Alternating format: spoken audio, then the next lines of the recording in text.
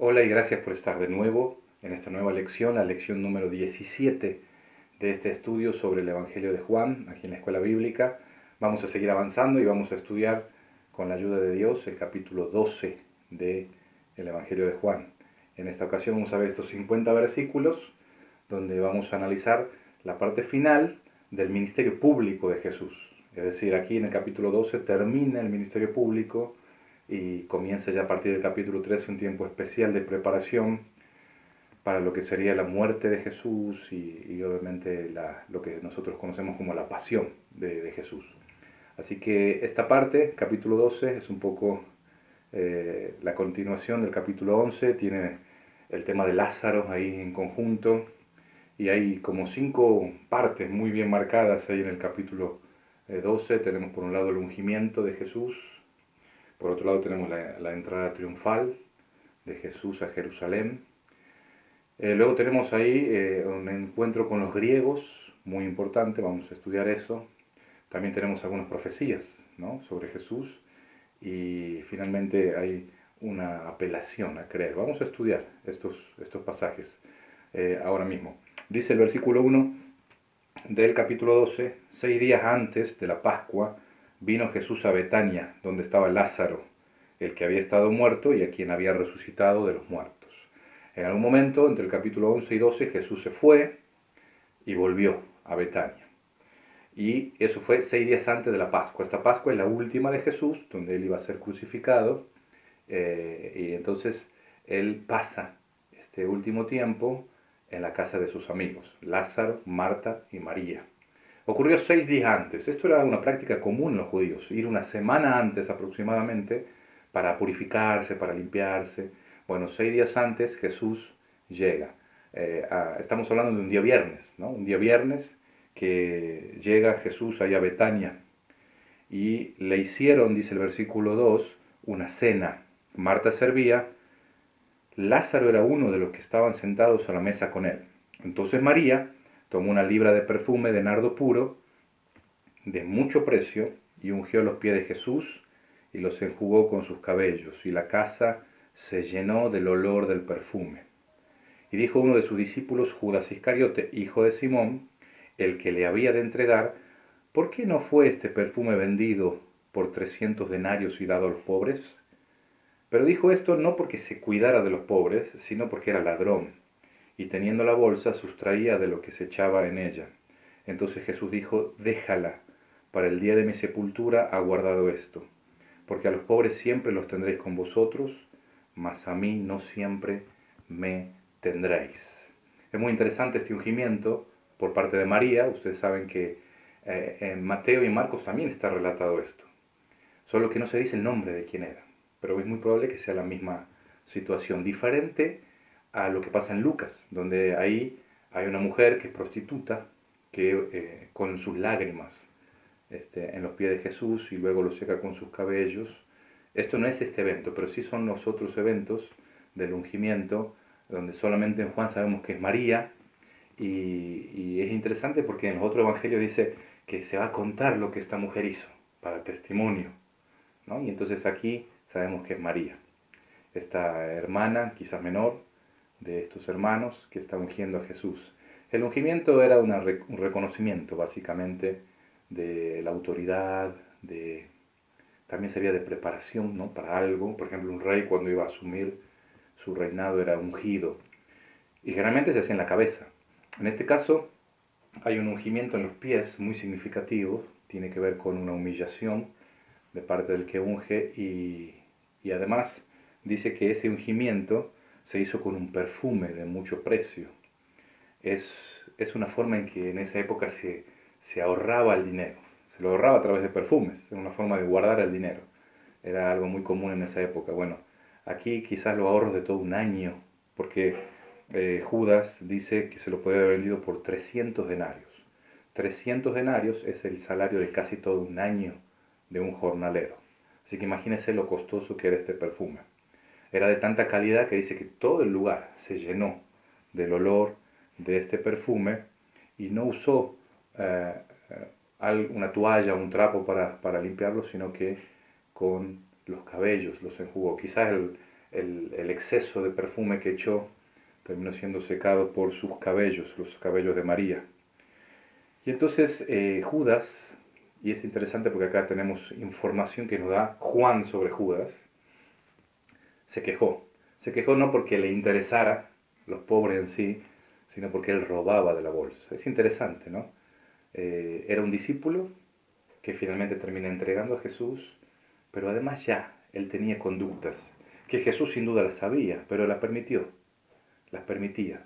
Y esto fue como un deslizamiento, ¿no? Quizás este hecho, este reproche de Jesús a Judas, haya sido la gota que rebalsó el vaso y lo haya motivado a traicionarlo, no lo sabemos, pero sí vemos que había una conducta ya en este hombre, había un deslizamiento, ¿no? No es que de repente se levantó un día y dijo voy a traicionar a Jesús. Él venía actuando mal desde hace rato. Jesús lo sabía, pero lo permitió porque había un plan detrás, mucho más importante. Y entonces este Judas Iscariote, que entregó a Jesús, lo hizo porque se quejó, porque él sustraía dinero. Y a veces vemos así, ¿no? Situaciones que pasan de personas que quizás establecen un reclamo válido por motivaciones incorrectas. Tenemos que tener cuidado también nosotros de esto, cuáles son nuestras motivaciones. Y este ungimiento lo reconoce Jesús, es para el día de mi sepultura. Jesús está previendo lo que viene, ya lo había dicho varias veces y acá está diciendo, bueno, esto es una preparación para lo que se viene, mi muerte, mi muerte. Y luego el versículo 8 dice, a los pobres siempre los tendréis con vosotros. Esto no significa que hay un menosprecio de Jesús hacia los pobres. De hecho, es una de las preocupaciones de él. Y esta tiene que ser una de las preocupaciones nuestras, ocuparnos por los pobres. Los tenemos con nosotros y tenemos que ocuparnos. Pero este era un caso especial, entonces era una excepción, porque no siempre él iba a estar. ¿Está bien? Y eso es muy importante que lo entendamos en el contexto de este versículo. Fíjense las reacciones de las personas. Versículo 9. Gran multitud de los judíos supieron entonces que él estaba allí y vinieron, no solamente por causa de Jesús, sino también para ver a Lázaro, a quien había resucitado de los muertos.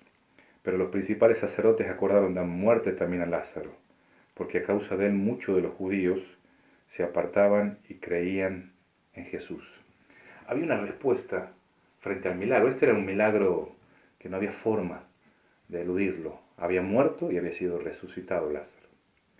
Y fíjense que lejos de producir fe en los principales sacerdotes, que eran saduceos, eran personas que no creían en la resurrección, este hecho hizo que ellos decidan matar a Jesús. Pero aquí no solamente a Jesús, sino a Lázaro también, que era un inocente. ¿Qué había hecho él? Nada. Entonces fíjense cómo a veces lo que venimos diciendo, ¿no? No hay peor ciego que el que no quiere ver.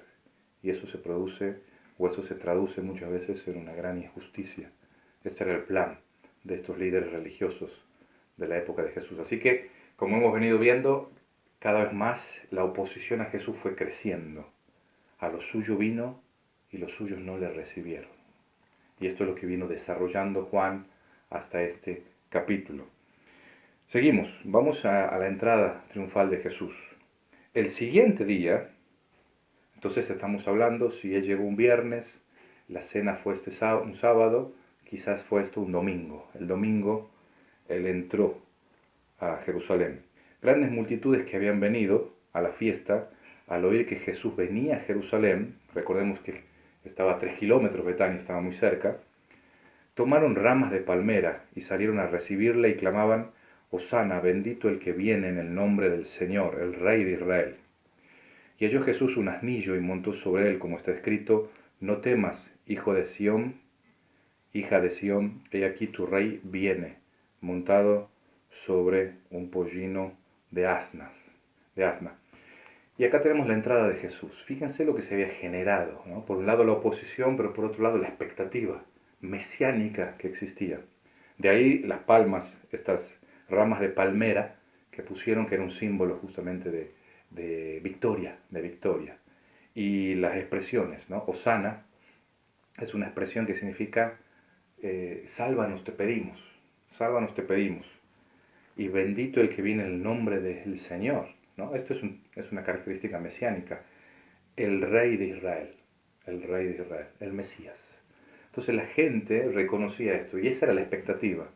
Ellos probablemente no entendían qué tipo de Mesías era Jesús, pero sí veían en él características mesiánicas. Y la entrada de Jesús la hizo justamente en un asno, por un lado para cumplir la profecía sobre el Mesías, pero por otro lado también para ilustrar. Él no vino en un caballo, no vino como un conquistador, sino en un asno, como una persona humilde, como un sacerdote más que un rey, en la entrada de Jesús. Y dice el versículo 16 que estas cosas no las entendieron sus discípulos al principio, pero cuando Jesús fue glorificado, entonces se acordaron de que estas cosas estaban escritas acerca de él y de que se las habían hecho. No entendieron por qué Jesús entró de la manera en que entró y cómo se contrastaba, ¿no?, su entrada en un asno, en un burro pequeño. Los evangelistas dicen que nunca había sido montado antes, así que era muy pequeño, y la expectativa del Mesías que tenía el pueblo, que era un rey. Luego lo entendieron, en ese momento no lo entendieron, pero luego entendieron y se acordaron. Y versículo 17, daba testimonio a la gente que estaba con él cuando llamó a Lázaro del sepulcro y le resucitó de los muertos. Por lo cual también había venido la gente a recibirle, porque había oído que él había hecho esta señal. Pero los fariseos dijeron entre sí, ya veis que no conseguís nada, mirad, el mundo se va tras él.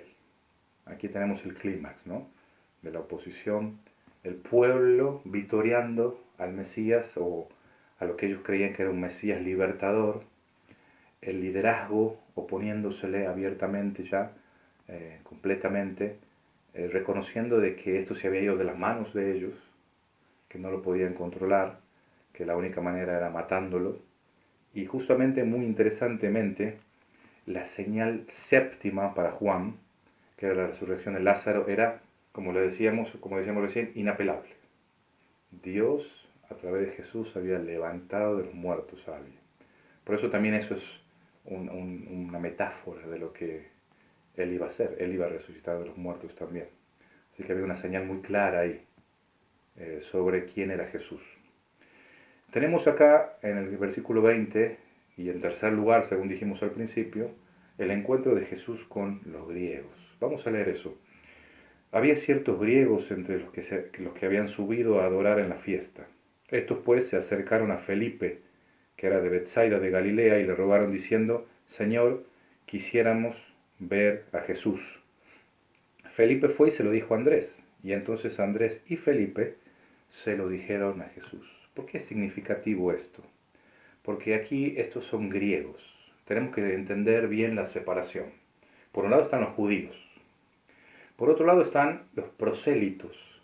Los prosélitos son personas que no son judías, pero que se han sometido a la circuncisión y han abrazado la fe judía, siendo gentiles. Por otro lado tenemos los helenistas, que son judíos, pero que han nacido en territorios gentiles. Son judíos helenistas. Y en cuarto lugar tenemos los griegos aquí. Estas personas son gentiles. Dice la Biblia que habían subido a adorar en la fiesta. Así que lo más probable es que estos griegos hayan sido personas conocidas como temerosos de Dios. Es decir, no practicaban la religión judía, no se habían circuncidado, etc. Pero sí admiraban la fe monoteísta de los judíos, y entonces eran personas temerosas de Dios. Ellos, por supuesto, estaban limitados dentro del templo, no podían entrar al sector que solo le correspondía a los judíos. Había un sector para gentiles y era el único lugar. Y si bien no sabemos qué fue lo que ellos sabían, quizás ya hayan escuchado de la resurrección, pero ellos no solamente querían ver a Jesús, sino en el sentido de que querían conversar a Jesús. Por eso es aquí el pedido de que quisiéramos ver. Ellos lo podían ver ahí en Jerusalén, pero ellos querían estar con Jesús, hablar con Jesús. Y este es un hecho significativo porque son gentiles. Y esto quizá nos ayuda a entender un poco la respuesta de Jesús. Cuando hablaron con Felipe, y probablemente hablaron con Felipe porque Felipe es un nombre griego y era uno de los discípulos de Jesús, Felipe no se animó a hablar con Jesús, sino que habló con Andrés. Andrés es el que en la Biblia suele llevar a las personas a Jesús. a las entrevistas, a los encuentros. Entonces fueron Felipe y Andrés. Y le dijeron a Jesús, los griegos quieren verte. Y eso para Jesús fue una señal. Fíjense que lo que dice el versículo 23. Jesús les respondió diciendo, ha llegado la hora para que el Hijo del Hombre sea glorificado. Hasta aquí, en varias ocasiones hemos visto, aún no ha llegado la hora. Quisieron matarlo, pero no pudieron porque no había llegado la hora. Y de repente aquí Jesús entiende que este pedido de los griegos significaba que había llegado la hora para que el Hijo del Hombre sea glorificado. Y cuando Jesús habla de ser glorificado, está hablando de la muerte en la cruz y su resurrección y todo lo que va a seguir después. Era el tiempo ya para que Él vaya a la cruz. ¿Por qué? ¿Por qué este pedido de los griegos da la información a Jesús de que ha llegado la hora? Jesús afirma esto cuando estos griegos quieren hablar. Porque eran gentiles. Creo que por ahí está la clave. Nosotros sabemos qué es lo que pasa después de la cruz. El Evangelio no solo para judíos, sino para gentiles, la iglesia, judíos y gentiles juntos. Pero aquí antes de la cruz, gentiles queriendo hablar con Jesús. Fue la señal para Jesús de que era el tiempo de que Él muera por todos. No solo por los judíos, sino por toda la humanidad. Por eso es significativo este pedido. Y entonces comienza a hablar de lo que viene. Ha llegado la hora, ¿y esta hora qué significa? Versículo 24, de cierto os digo, que si el grano de trigo no cae en la tierra y muere, queda solo, pero si muere, lleva mucho fruto. Tiene que morir el grano para que pueda llevar mucho fruto. Y esto es lo que tenía que hacer Jesús. Para salvar a muchos, Él tenía que morir en la cruz. Versículo 25, el que ama su vida, la perderá. Y el que aborrece su vida en este mundo, para vida eterna la guardará.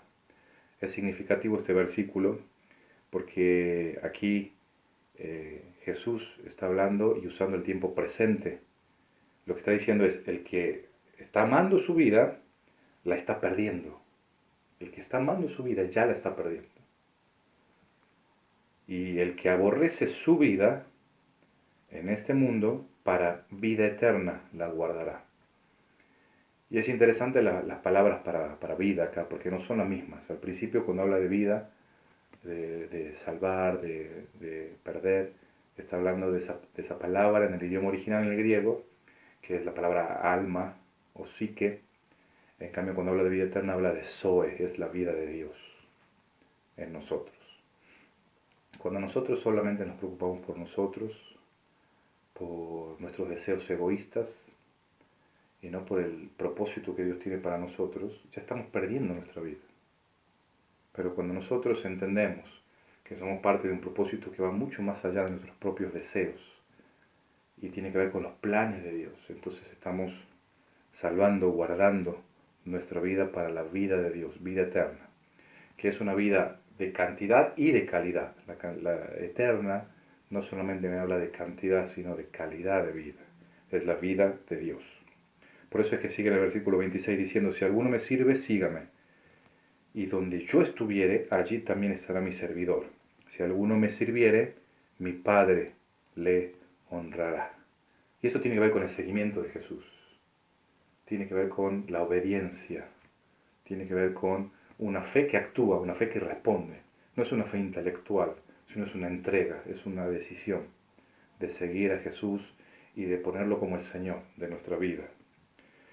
Versículo 27, ahora está turbada mi alma, ¿y qué diré? Padre, sálvame de esta hora. Esta es una oración hipotética. Mas para esto he llegado a esta hora. ¿Qué voy a decir? Sálvame, Padre, si para esto he llegado. Y entonces aquí vemos cómo Jesús está luchando internamente, porque está turbada su alma, porque sabe lo que viene, pero sabe que hay un propósito para esto. Entonces dice, no voy a pedirle al Padre, en este caso, en esta oración hipotética, sino lo que él pide en el versículo 28 es, Padre, glorifica tu nombre. Padre, glorifica tu nombre. Miren qué oración más sencilla.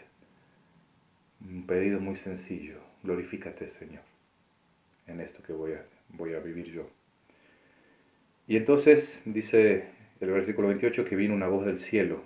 Lo he glorificado y lo glorificaré otra vez. Lo he glorificado, glorificar es honrar, es también alabar, es adorar, es reconocer. Y lo que dice esta voz del Padre que viene del cielo es, yo he honrado al Hijo, he honrado a Jesús. Toda su vida Él recibió el apoyo de su Padre y lo iba a hacer de nuevo. Lo iba a hacer de nuevo en este desafío que Jesús enfrentaba al ir a la cruz. Y entonces es muy interesante el versículo 29. La multitud que estaba allí y había oído la voz decía que había sido un trueno y otros decían un ángel le ha hablado. Frente al mismo hecho había diferentes interpretaciones. Y esto sabe que me habla del oído, cómo está el oído. Algunos simplemente dijeron fue un trueno, otros dijeron fue la voz de un ángel. Y es muy importante cómo está nuestro oído espiritual para escuchar. Porque cuando el corazón está cerrado, no se puede escuchar nada. Esas personas solo escucharon un trueno, pero otros habían escuchado una voz, hablando. Versículo 30. Respondió Jesús y dijo, no ha venido esta voz por causa mía, sino por causa de vosotros. Ahora es el juicio de este mundo. Ahora el príncipe de este mundo será echado fuera, y yo, si fuere levantado de la tierra, a todos atraeré a mí mismo. Ahora venía el juicio de Satanás. Qué paradójico esto, ¿no? Porque en la cruz de Jesús, donde esto parece una victoria definitiva de Satanás, del príncipe de este mundo, y esto es una referencia a Satanás, sin dudas, es donde Jesús le da el golpe mortal. Es donde viene el juicio, o la condenación en este caso, hacia el príncipe, hacia Satanás mismo. Así que en la victoria, o en lo que creía Satanás que era su victoria, terminó siendo su derrota. Y en lo que parecía ser la derrota de Jesús, terminó siendo la victoria sobre Satanás. Y si yo fuere levantado, a todos atraeré a mí mismo. Dice el versículo 33 que decía esto dando a entender de qué muerte iba a morir. Así que esto se refiere a la cruz. Levantado en una cruz, no iba a ser azotado, no iba a ser apedreado, iba a ser crucificado. Pero en esa cruz, de repente, se convierte en algo magnético, porque atrae. Y si bien es cierto que cuando hablamos de magnetismo, en el magnetismo hay cosas que son atraídas y otras que son repelidas. Aquí también en Jesús, a todos, es probable que se esté refiriendo a gentiles y judíos, por igual. Hay una oferta de salvación para todos, y aquellos que son atraídos por la cruz reciben en ella salvación, vida eterna, y aquellos que rechazan la cruz reciben condenación, porque han rechazado la oferta de salvación.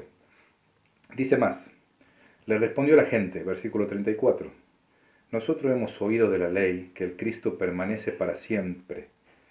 ¿Cómo pues dices tú que es necesario que el Hijo del Hombre sea levantado? ¿Quién es este Hijo del Hombre?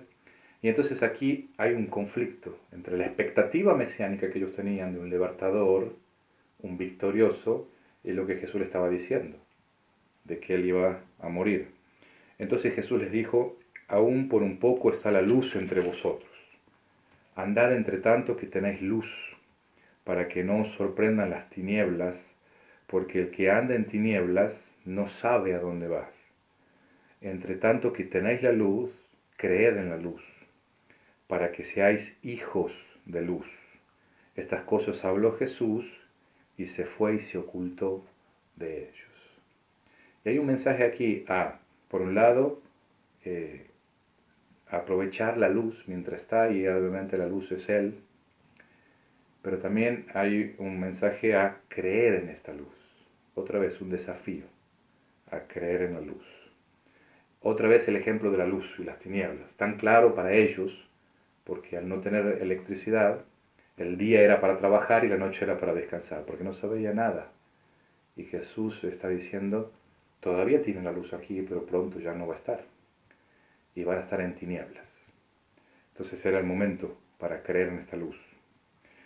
Versículo 37. A pesar de que había hecho tantas señales delante de ellos, no creían en él. para que se cumpliese la palabra del profeta Isaías que dijo: Señor, ¿quién ha creído nuestro anuncio y a quién se ha revelado el brazo del Señor? Por esto no podían creer, porque también dijo Isaías: cegó los ojos de ellos y endureció su corazón, para que no vean con los ojos y entiendan con el corazón y se conviertan y yo los ame. Isaías dijo esto cuando vio su gloria y habló acerca de él.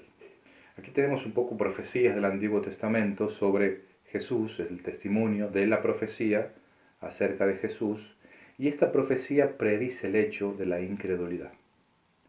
Isaías 53:1, ¿no? ¿Quién ha creído a nuestro anuncio?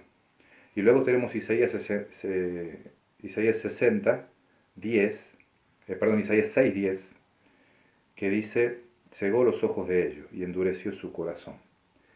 Estas dos profecías están marcando un poco que esto que pasó, que parece una contradicción, que tantas señales hechas y a la vez no creerla, rechazarla, no era algo inesperado en el plan de Dios. De hecho, estaba predicho en el plan de Dios.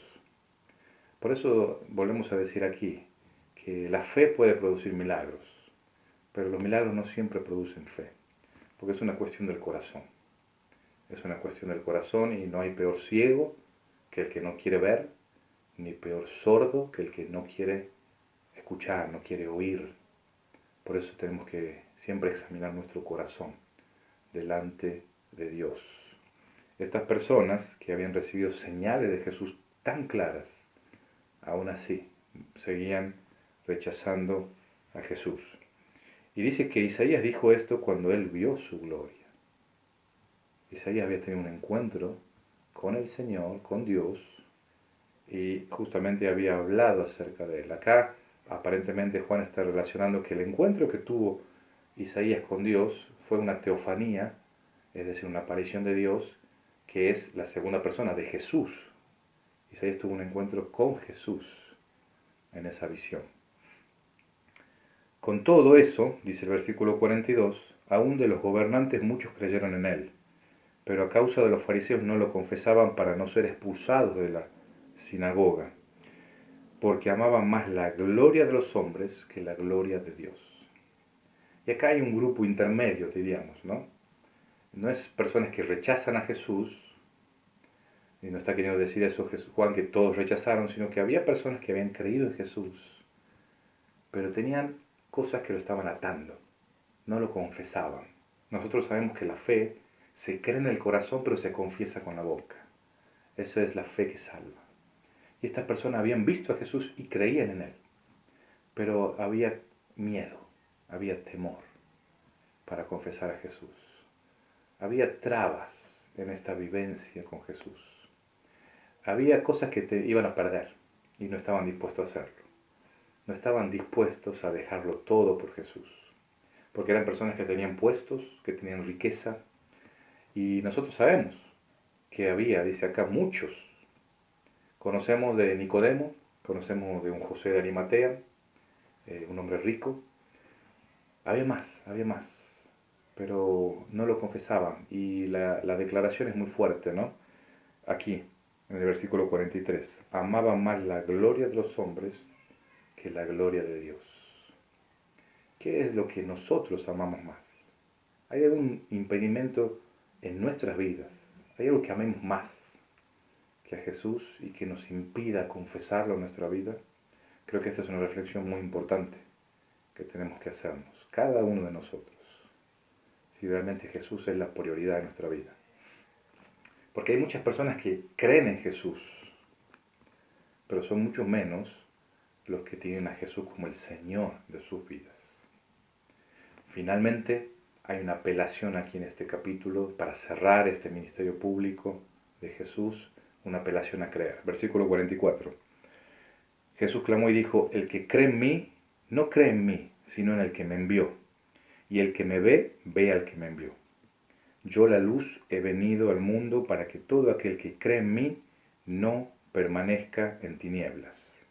Al que oye mis palabras y no las guarda, yo no le juzgo, porque no he venido a juzgar al mundo, sino a salvar al mundo. Es muy interesante. Por un lado, la conexión entre Jesús y el Padre. Son diferentes, no es lo mismo el Padre que el Hijo, pero hay una conexión muy estrecha. Y dice que cuando uno cree en Jesús, cree en el Padre. Y después también dice que el que me ve, ve al que me envió. Jesús es quien revela al Padre, a Dios Padre. Hay una luz. Y acá agrega algo más, ¿no? Las palabras que Él habla, juzgan, disciernen y muestran qué es lo que hay en nuestro corazón. La obediencia a Jesús.